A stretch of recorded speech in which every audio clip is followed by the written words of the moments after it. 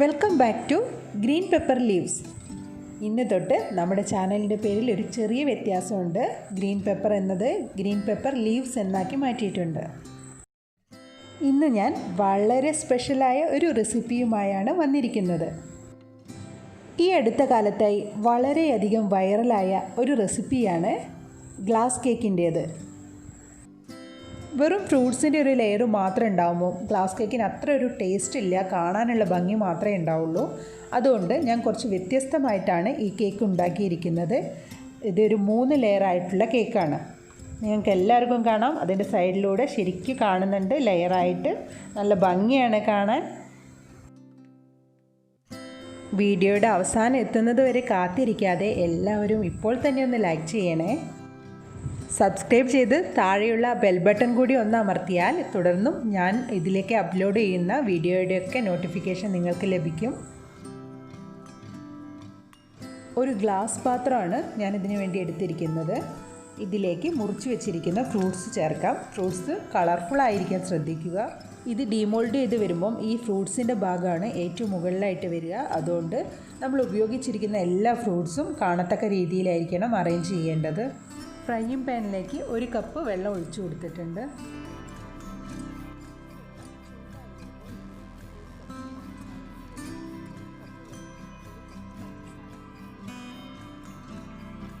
പഞ്ചസാര വെള്ളത്തിൽ നന്നായിട്ട് അലിഞ്ഞു വരുന്നത് വരെ ഇളക്കി കൊടുക്കാം. ഇനി ഇതിലേക്ക് ഞാൻ നേരത്തെ കുതിർത്തി വെച്ചിരിക്കുന്ന 10 ഗ്രാം ചൈന ഗ്രാസ് ചേർക്കുകയാണ്. ചൈന ഗ്രാസിന് പകരം ജെലാറ്റിൻ ആയാലും മതി. ഈ ചൈന ഗ്രാസ് തരിയൊന്നുമില്ലാതെ ശരിക്കും നല്ല ക്ലിയറായിട്ട് കിട്ടണം. അതുവരെ ഒന്ന് ഇളക്കി കൊടുക്കുക. 4 തുള്ളി പൈനാപ്പിൾ എസൻസും കുതിർത്ത് മാറ്റി വെച്ചിരിക്കുന്ന കസ്കസും കൂടി നമുക്കിതിലേക്ക് ചേർക്കാം. മുറിച്ച് വെച്ചിരിക്കുന്ന ഫ്രൂട്ട്സിലേക്ക് ഈ മിശ്രിതം ചൂടോടെ തന്നെ ഒഴിച്ചു കൊടുക്കാം. ഇത് ഈ ഫ്രൂട്ട്സിൻ്റെ എല്ലാ ഭാഗത്തും ആയി കിട്ടണം. തണുത്ത് വരുമ്പോൾ ഇത് ശരിക്കും ഐസ് കട്ടയിലൊക്കെ നമ്മൾ ഫ്രൂട്ട്സ് എടുത്ത് വെച്ചാൽ ഉണ്ടാവില്ലേ, അതുപോലെ ഉണ്ടാവും. നല്ല ഭംഗിയാണ് കാണാൻ.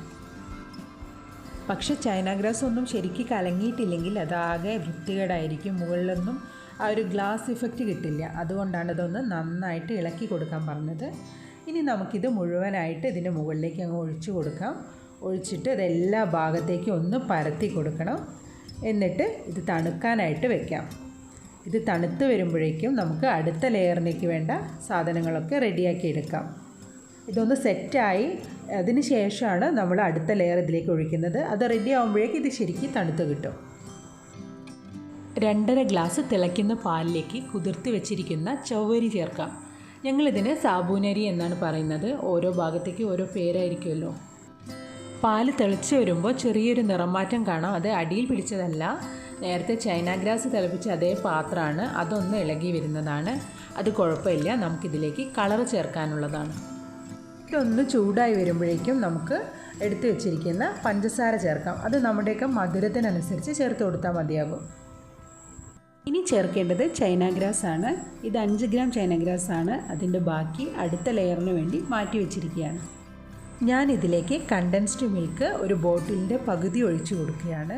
കാണാനുള്ള ഭംഗിക്ക് വേണ്ടി ഞാൻ ഇതിലേക്ക് കുറച്ച് കളർ ചേർക്കുന്നുണ്ട്.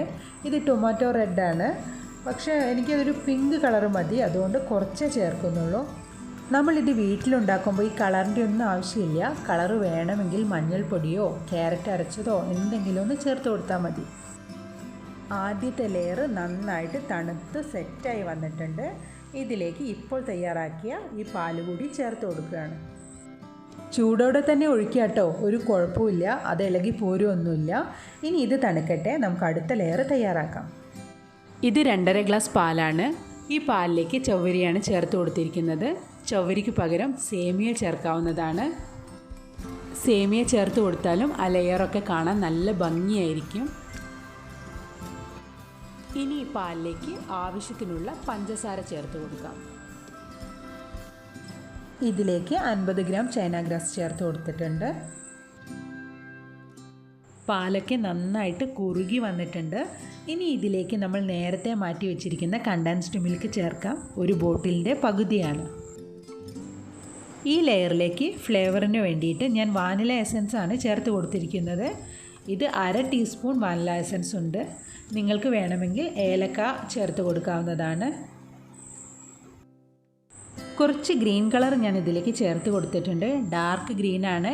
എനിക്കൊരു പിസ്ത ഗ്രീൻ മതി, അതുകൊണ്ട് കുറച്ചേ ചേർത്തിട്ടുള്ളൂ. തണുത്ത് സെറ്റായിരിക്കുന്ന ആദ്യത്തെ 2 ലെയറിന് മുകളിലേക്ക് നമുക്ക് ഇതുകൂടി ഒന്ന് ഒഴിച്ചു കൊടുക്കാം. ഞാൻ എടുത്തിരിക്കുന്ന പാലിൻ്റെ അളവ് ഈ പാത്രത്തിലേക്ക് കറക്റ്റായിട്ട് വന്നിട്ടുണ്ട്. ഒട്ടും ബാക്കി വന്നിട്ടില്ല. ഇത് നന്നായിട്ട് തണുത്തതിന് ശേഷം മാത്രം ഫ്രിഡ്ജിലേക്ക് മാറ്റുക. ചൂടോടെ കൊണ്ടുവയ്ക്കരുത്. ഫ്രിഡ്ജിൽ വെക്കാതെ തന്നെ നമ്മുടെ ഈ കേക്ക് സെറ്റായിട്ട് കിട്ടും. തണുപ്പ് വേണ്ടാന്നുള്ളവർക്ക് അങ്ങനെ കഴിക്കാം. അതല്ലെങ്കിൽ ഒരു 5-6 മണിക്കൂർ ഫ്രിഡ്ജിൽ കീപ്പ് ചെയ്തതിന് ശേഷം കഴിക്കുക. നല്ല ടേസ്റ്റായിരിക്കും. ഇപ്പോൾ തന്നെ ഇത് കാണാൻ എന്ത് ഭംഗിയാണ്. ശരിക്കും എടുത്ത് കഴിക്കാൻ തോന്നും. ഞാനിത് നന്നായിട്ട് സെറ്റായിട്ട് ഒന്ന് മുറിച്ച് കാണിക്കാം. നല്ല ടേസ്റ്റാണേ.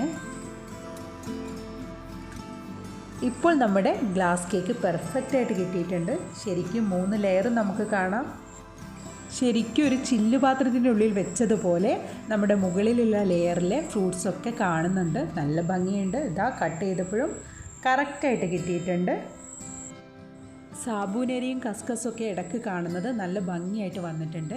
നിങ്ങൾ ചെയ്യുമ്പോൾ നിങ്ങളുടെ ടേസ്റ്റിനനുസരിച്ച് വ്യത്യാസങ്ങളൊക്കെ വരുത്തി ചെയ്തോളൂ.